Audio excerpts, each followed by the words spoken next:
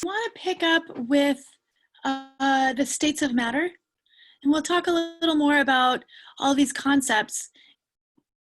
We were talking about matter, breaking it down by the composition, pure substance or a mixture. If it is a pure substance, it could be a compound or an element. A compound is multiple elements, two or more elements together in a fixed proportion. But we could also look at whether matter is solid, liquid, or gas at a room temperature.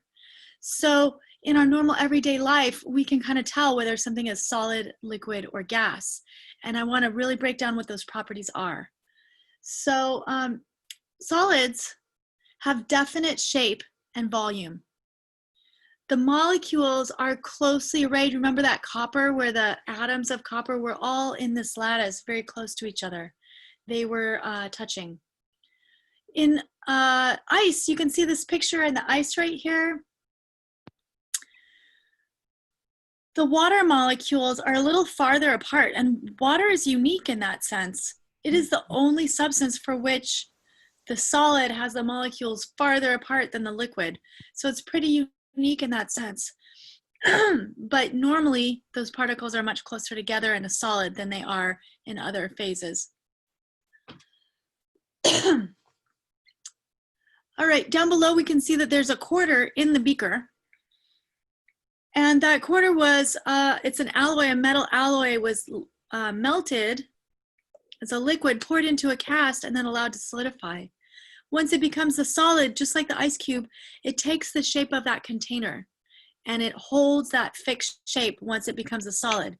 So then they take that quarter and they put it in the beaker, and it maintains the mold that it was put in. It maintains that shape when it became a solid.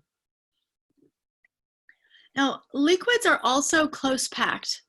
They're pretty dense, but they're a little bit different because the molecules can move past each other and they take the shape of the container.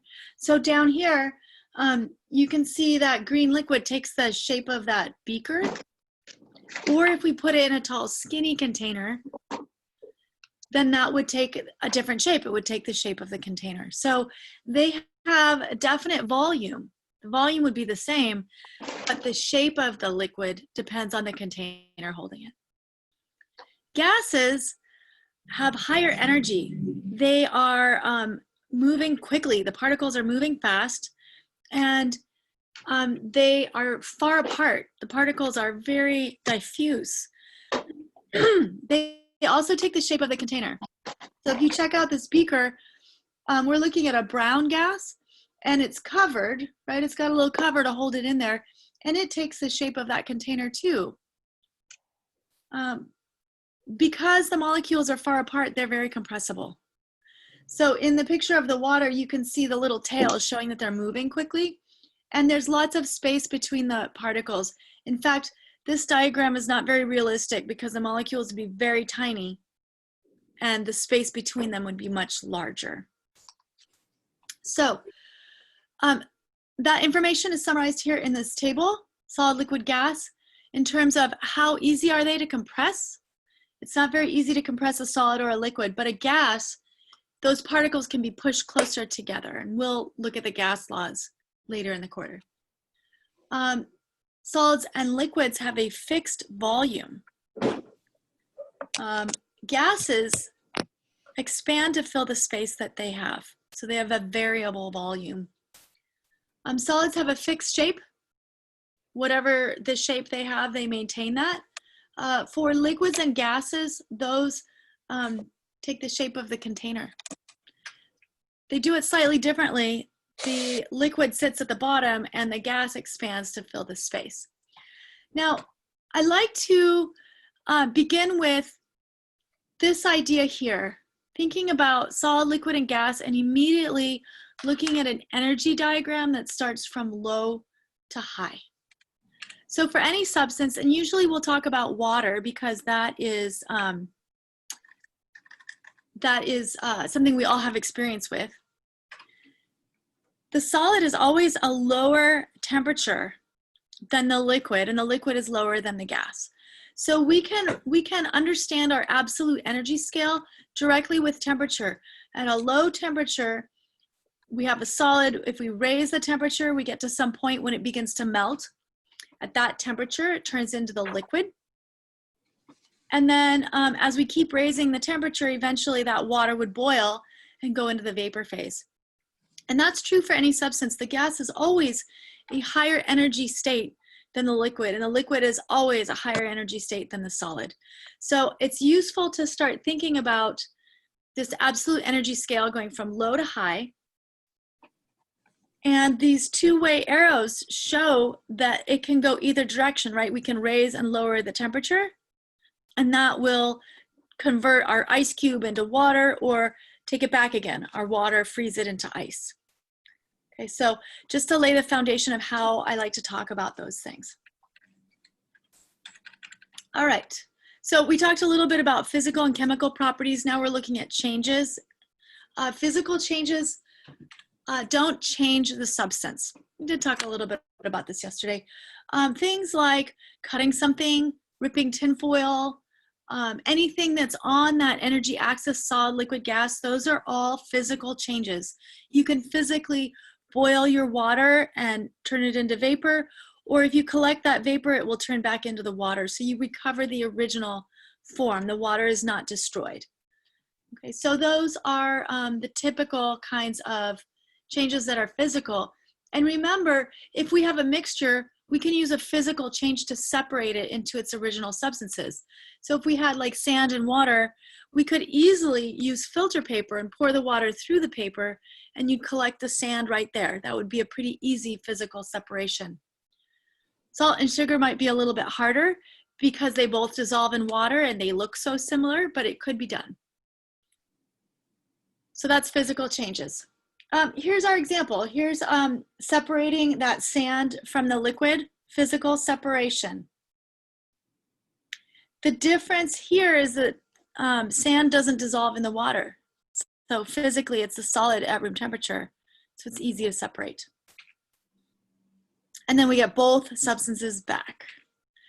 And then we saw this.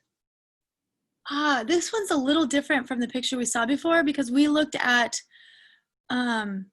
salt water, salt dissolved in water, and boiling that water off. This could be a mixture of liquids. I think I talked about this a little bit. It could be alcohol.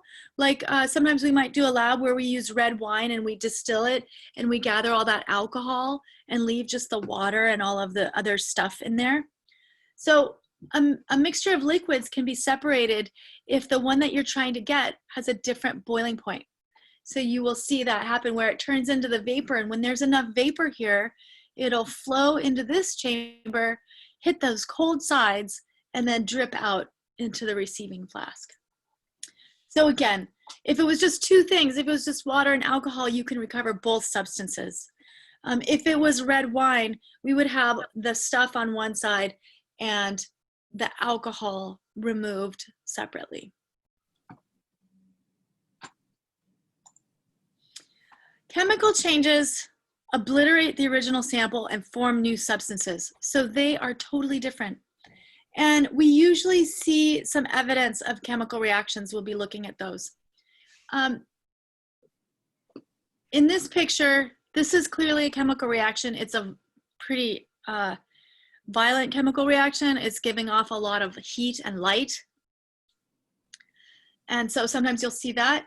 This is potassium in water. So that is chemical change. So let's talk a little more about that. Here's a nice one I like because we see this in process. We see this test tube. We have nickel metal. So these are using the symbols and formulas we talked a little bit about. And I'm showing the reactant side of the product with an arrow going to, sorry, the reactant side of the reaction with an arrow going to the product side of the reaction. So we have them written out in words.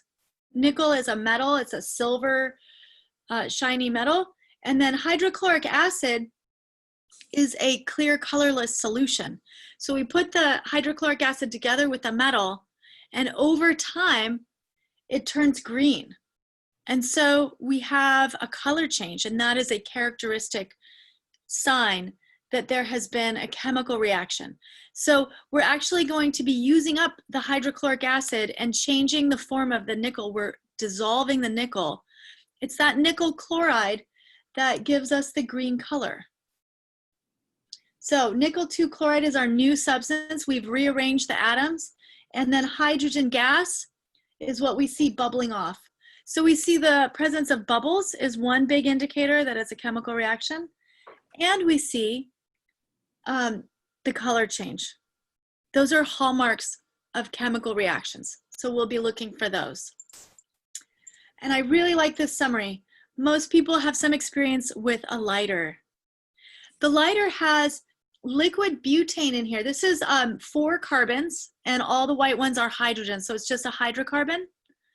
And it's a gas at room temperature, but it's been packed so tightly inside that lighter that it has turned to a liquid. It's a compressed gas compressed into a liquid. It's under high pressure. So when we depress the little green lever, we open a valve and we allow that butane to escape. So it comes rushing out. And notice on this side, the butane is exactly the same. Here it's a liquid, here it's a gas. So what kind of a change is that? So going from a liquid to a gas, this is going to be a physical change on this side. Now, on the right, we have that liquid butane. In this case, we rolled the ball against the flint and it created a spark.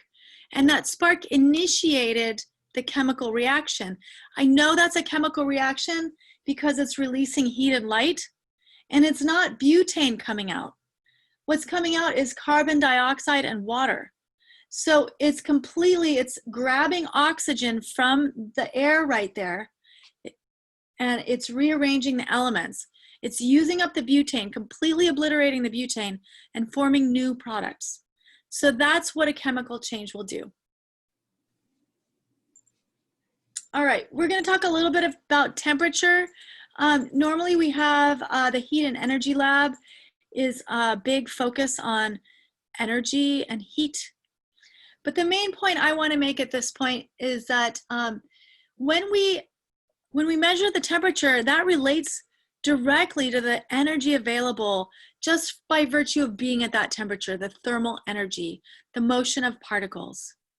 And so when we go on an energy scale from low to high, we can think about that in temperature. And we have 3 different scales.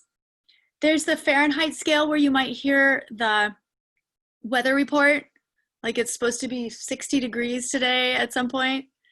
But we don't really use that in science at all. It's much more convenient. Usually language-wise, we talk about degrees Celsius. And that's really handy because for Celsius, 0 is the freezing point of water and 100 is the boiling point of water. And so it's a very natural scale to use for us. And when it comes to energy though, Celsius has 0 at the freezing point of water, so we go negative. And negative numbers make it difficult to do your math. So we can think about the Kelvin scale. Do I have more on here? No, I don't. The Kelvin scale is just offset from Celsius. And what that means is Kelvin never goes negative. So room temperature is like 298 Kelvin. It's pretty high temperature. And that represents the amount of thermal energy at that temperature. It's quite a lot. So when we think about the absolute energy scale, we'll usually be considering Kelvin. When we talk about temperatures, we'll probably be talking about Celsius. Okay, so here's a little more about those, the Fahrenheit to Celsius conversion. They have different degree size. And so it's, Fahrenheit is just not very handy for us in science. Here they are, visually we're looking at boiling water. So again, everybody can boil water across the world. So this is a handy way to calibrate your thermometer. If your thermometer says 102 for the boiling water, then you know your markings might be a little bit off. So we will primarily be using, oh, I didn't get my other toolbar up. We will primarily be using these scales, Kelvin, Celsius. So remember that at freezing point of water, 0 degrees Celsius, Kelvin is still positive. So that works really well in terms of the absolute energy scale. And here are some of the equivalents, again, for those energy scales.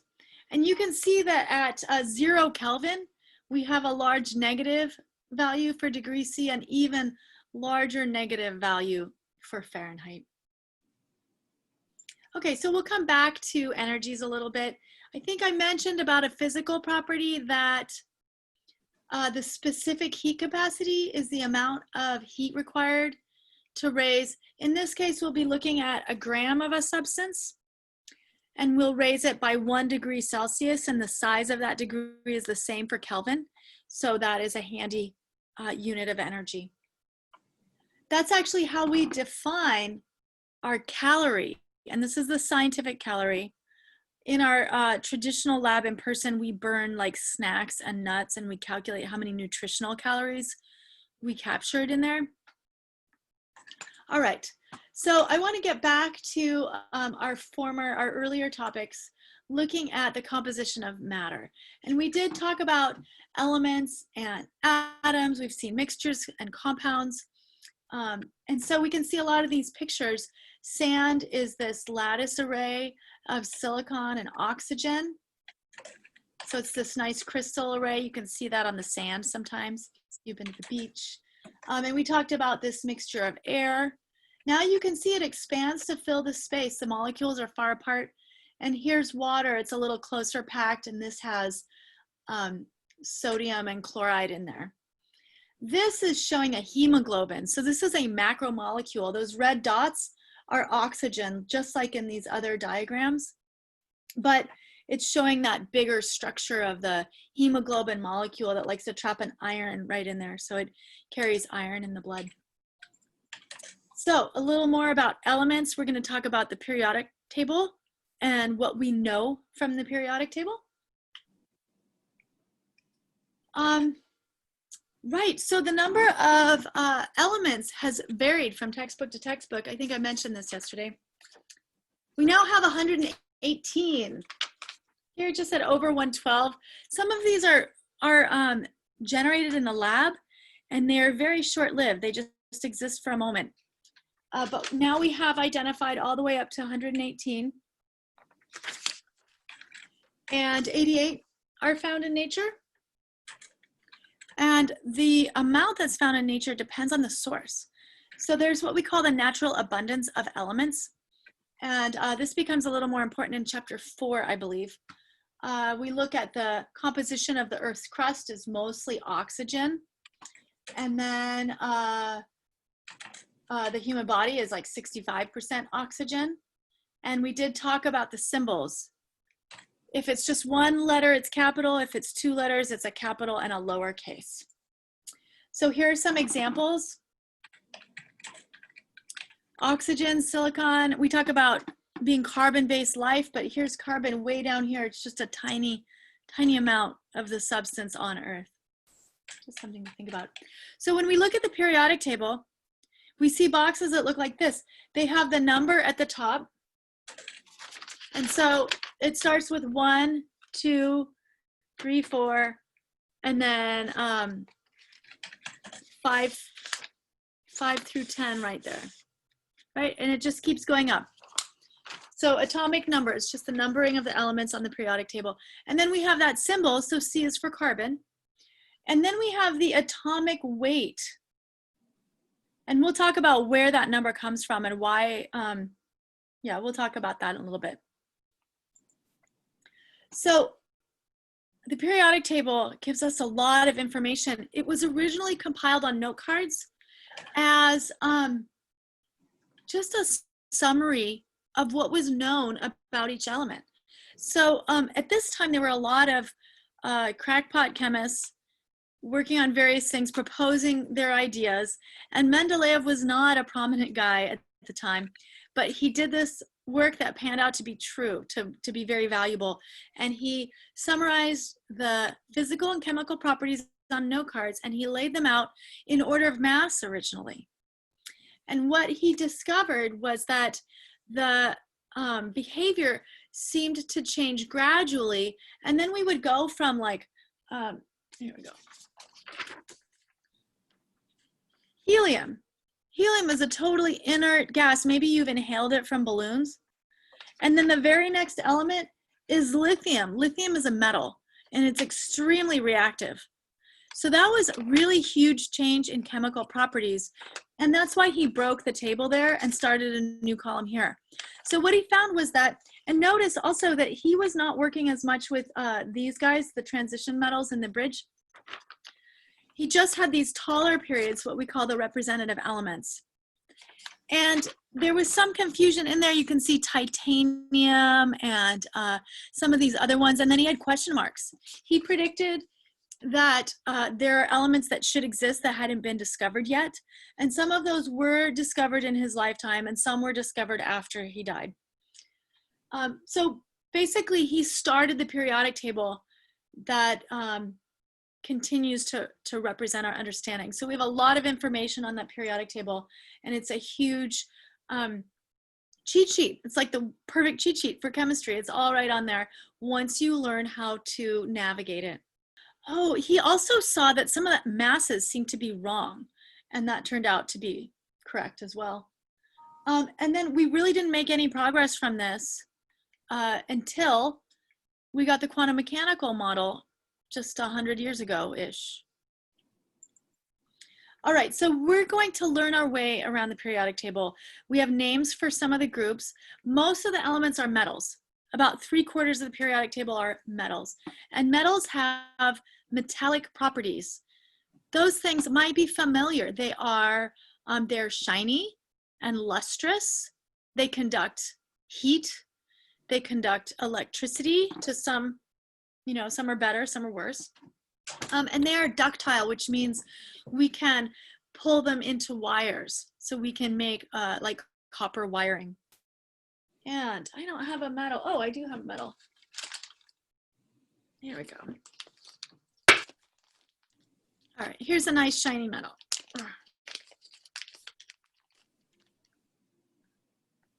All right, so familiar properties. Metals are shiny. You can hit them with a hammer. Malleable means that you could hit it with a hammer and it'll just make a dent. And that has to do with how the bonding works in metallic bonding. All right, we also have nonmetals. Nonmetals are things like oxygen is a nonmetal, we breathe. And they are up in the upper right corner. They are not shiny, and they don't conduct heat or electricity very well. They're brittle, so the ones that are solid, if you hit them with a hammer, they just pulverize into powder or they shatter apart. So they have different properties than metals. And then right along in between the metals and the non-metals, we have the semi-metals or the metalloids, and those have intermediate properties. So that's where we'll find our semiconductors, where we can change the properties a little bit to make them act like more like metals or more like non-metals, depending on what we want to do. So this is a pretty nice visual. These are all metals. The gray ones are metals. That's most of the periodic table. And then the yellow ones are the non-metals. Boron is could be a semi-metal or a non-metal. That changes in different sources. But hydrogen is over here. Hydrogen is, it's not shiny. It's a gas at room temperature. So it is definitely a non-metal. So although hydrogen is way over here with the metals, it's kind of like it lives right here over in the non-metal area. We will see hydrogen sort of acting like it's in between those two groups all quarter long. And then in the blue along what I call the staircase, those are the semi-metals. Now this right here is aluminum. Why is that not a semi-metal? Oh, I just had aluminum, right? It's shiny. It's conductive. It's clearly got metallic properties. It's not a semi-metal. But the other ones along the staircase, like this is going to be our silicon semi-metals. All right, so each column has similar properties, and as we go across, the properties change gradually. So the columns are our groups or families, and the rows are our periods, where we get the periodic behavior. So it goes reactive to non-reactive, and then it starts over again. So it's periodic. We also have those tall boxes, the representative elements.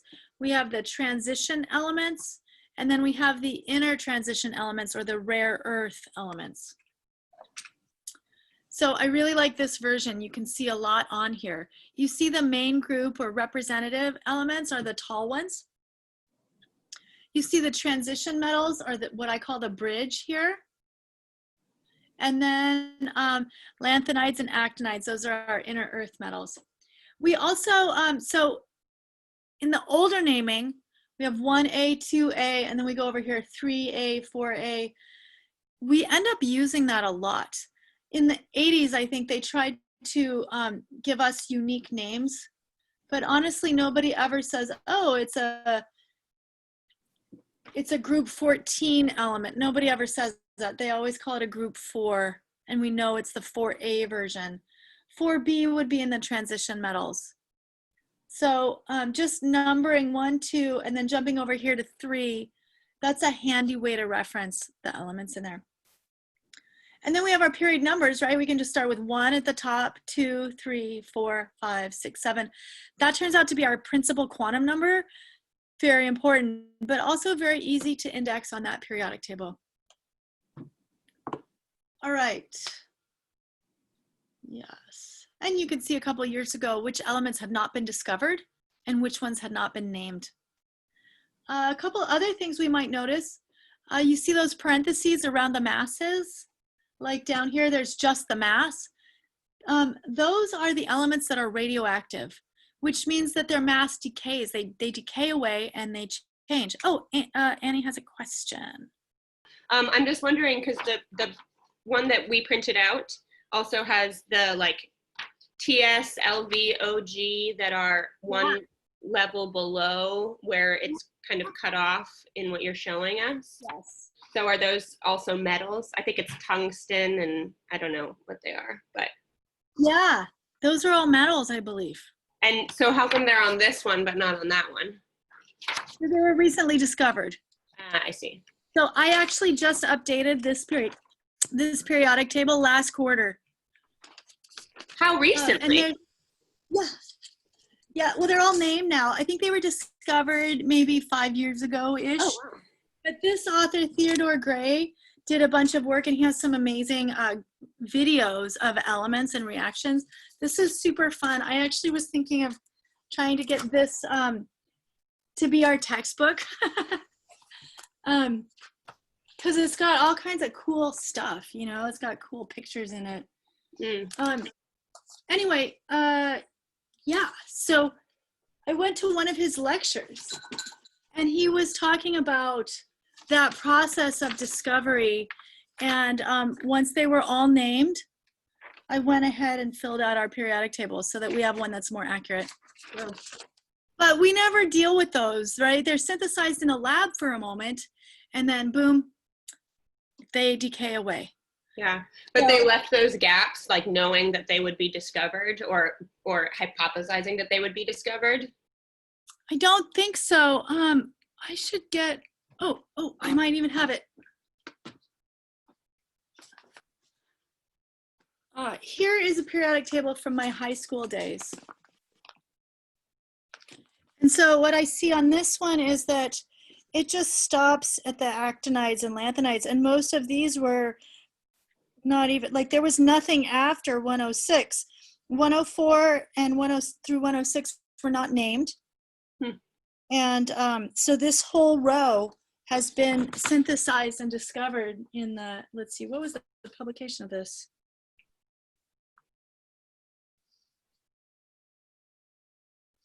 I don't see the date, but I think this was from my notebook in 1990. So do those newly discovered elements exist anywhere naturally in the universe, or? Just in the lab. No. And what's their purpose, I guess? I mean, are they used for things or? No, I think it's mostly that fundamental research. People want to know what can be done and, particle physics. So they're trying to fuse stuff together to make new elements. I don't know that much about how it's done, but it's high intensity and they're all pretty short-lived. Yeah. So it's not like they're going to be manufacturing a lot. Sure. Okay. All right. Thank you. Yeah, sure. Thanks. Sorry about the. No, that's okay. Okay. All right. So important groups. We're going to name some of the groups. Group 1 are the alkali metals. Group 2 are the alkaline earth metals. And I always remember that because alkali metals for 1 and then alkaline earth, group 2 has 2 words. Over on the other side of the periodic table, we have the halogens, and those are super important. They're very reactive nonmetals, and they tend to form our acids. So some of those will be familiar, chlorine in particular. And then at the very end, we have group 8, the noble gases. Those are unreactive. And I think I talked a little bit about the noble metals, just for breadth. So this is a pretty cool color-coded periodic table. We have the alkali metals and the alkaline earth metals, group 1 and 2. And going on the other side, here's the noble gases. So those are unreactive. We can force these ones to react, but helium and neon are pretty unreactive. They're not usually forming compounds. Here are the halogens. So chlorine, you might know the smell of chlorine from swimming pools, for example. Halogens are group 7, and then notice that hydrogen is located both in group 1, because it's technically in group 1, it's got 1 electron, and it kind of acts like it's in group 7 in many cases. And so it's like our original periodic table might just have those 2 columns, and then boom, we had to insert groups 3 through 7 in between those. And then just like when we get down here, we had to insert this whole block of transition metals inside there. So it's pretty fascinating. The end result is that hydrogen kind of lives here and kind of lives here, depending on the properties. Okay, alkaline metals. So these are in the group 1 and they don't include hydrogen because hydrogen's not a metal. They tend to be soft and shiny, and they melt really easily. If you could put them in your hand, they would melt. I think, yeah. You don't put them in your hand though because they're so reactive. They would combust with the moisture in your skin. So they're usually stored under oil. You can see in these little dishes, they're being stored under the oil in there. Here is sodium with water. Again, it's a violent flames releasing heat, and it's going to chemically dissolve into the water and leave us with a basic solution or an alkaline solution. So that's why they're called alkali metals. They're very reactive and they leave a basic solution. Group 2 are alkaline earth metals. These are slightly less reactive, so you can see that calcium in water, it's just bubbling. So it's having a vigorous reaction, but it's not on fire. It will still leave the solution basic. So it's still alkali. So that's an alkaline earth metal. And those are often used in soldering because they're kind of soft and reactive. So they're used to join metals together. And we see that magnesium burning. Sometimes we do that in a lab. Oh, I've got videos for that lab, so we'll see it. Looks just like that, bright white. All right, and then here are the halogens. So chlorine is the yellow one, and bromine is this dark brown. It has a liquid in the bottom. And then iodine is the purple one. It's got little purple crystals at the bottom. If I put my hand on the bottom of that flask, it would waft a purple vapor. So it goes into the gas phase pretty easily. These are so reactive that they are normally found already combined with a metal to form something more stable, like sodium chloride table salt. So we do see chlorine gas. For example, we use chlorine to disinfect water, and then it will release that chlorine gas and decompose over time. And then noble gases. Helium is our smallest one, and that's something that we have direct experience with usually. Neon is inside these closed tubes. They run an electrical discharge across it, and it produces light. So these different colors of light are from different gases. Neon is the orange one. So those other colors are different gases inside there. Okay, so that gets us through the periodic table. This is sort of a summary slide with a little bit of foreshadowing as well. So the noble gases are unreactive, and that's going to guide reactivity for us. Other elements are going to basically try to look like a noble gas when we begin to look at compounds forming. And it's because they have 8 valence electrons. The highest N value, the outermost N value, has 8 boxes to get to that noble gas.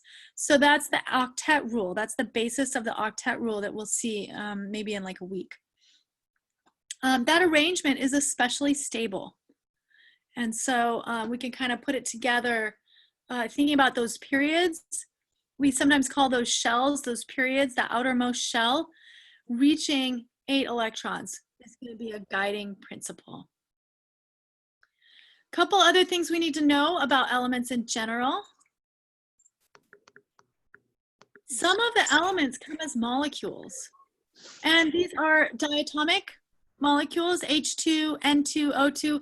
We'll call these the diatomic 7. You see how that makes a 7 shape? NOFClBri. Plus, that's only 6 elements. The 7th one is hydrogen. So these are all diatomic, and you need to know that. It's just so important to know how they come in nature. They just come as diatomic molecules.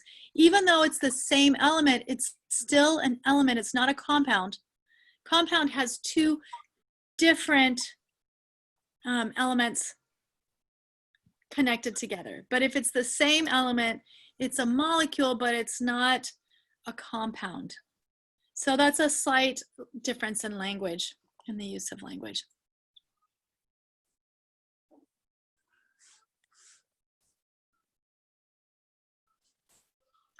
All right, we looked at some of these. I just briefly mentioned the mass. Let's take a look at hydrogen. Hydrogen has a mass of 1. Hydrogen comes with 2 atoms on it. What would the mass be of H2? We would just double it, right? There's 2 hydrogens. Each one brings in a mass of 1. We'll talk about those units later. It would just be 2. The mass of water would be 18. That's right, because it would have 2 hydrogens and 1 oxygen. Thank you. Okay, that's it for the slides. Are there any questions about any of the logistics on WAMAP or any of that stuff? I want to make sure we have ample time to answer those questions. Let's see, so I will go back and take a look at the worksheets.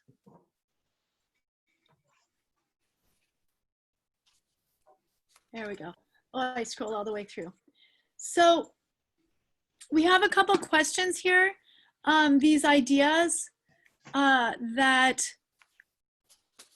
help us think about our approach to problems coming into the class as we start. Here's another question, understanding the scientific method. And then these have to do with like that essay. Hopefully most of you have completed the personal essay. Just, it doesn't have to be long, just your main ideas. And these are some of the preconceived ideas that we come into the class with. So maybe we'll discuss those tomorrow at the beginning. Going over our definition of matter and chemistry and looking at these length scales. Let me zoom that in a little bit.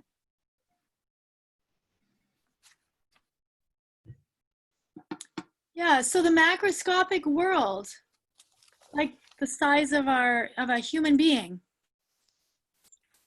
down to like a wedding ring. Or sorry, the thickness of a CD, right? small, something you can still handle, you can still pick it up. And then microscopic, smaller structures, cells, and then all the way down to viruses, large molecules, and small molecules, down to atoms. So that's sometimes called the particulate level. We have a lot of ways we can represent molecules. We can draw the letter, the symbol, connecting them with lines. Or we can have a ball and stick model, or the space filling model. So these are all different representations of water. And let's see, solid, liquid, gas, chemical and physical properties. Okay, so we went through a lot of this. Now here's where I wanted to add a little bit more. There are names for each of these phase transitions. So if we go from a liquid, say water, to a solid for that water, what is that called? If it goes from the liquid to the solid, it's freezing. If it goes from the solid to the liquid, it's melting, right? As we go from liquid to gas, it's vaporizing or even evaporating depending on the temperature. And coming from the gas down to the liquid is vaporization, evaporation. We also have two that are not listed here, sublimation and deposition. So let's see if I can get a curved arrow. No, I can't get a curved arrow. I'm gonna go ahead and try this. So if we go from a solid straight up to a gas, that's called sublimation. We might see that in the fish counter where if you've seen like at QFC, they have a freezer and you open it up and the CO2, the dry ice, just wafts over the edges. That's because you have a solid CO2 and at our room temperature and pressure, it goes immediately to the gas. It sublimates. It doesn't melt at room temperature. The opposite of that is deposition. So going from a gas to a solid, for example, that is how snow forms. So snow is an example of deposition, and those snowflakes are so delicate because the gas just condenses right on there. It doesn't condense because that would be liquid. It deposits, deposition, to form those snowflakes. So I wanted to introduce those terminology for those phase transitions as well. Iodine sublimates, carbon dioxide also. Yeah.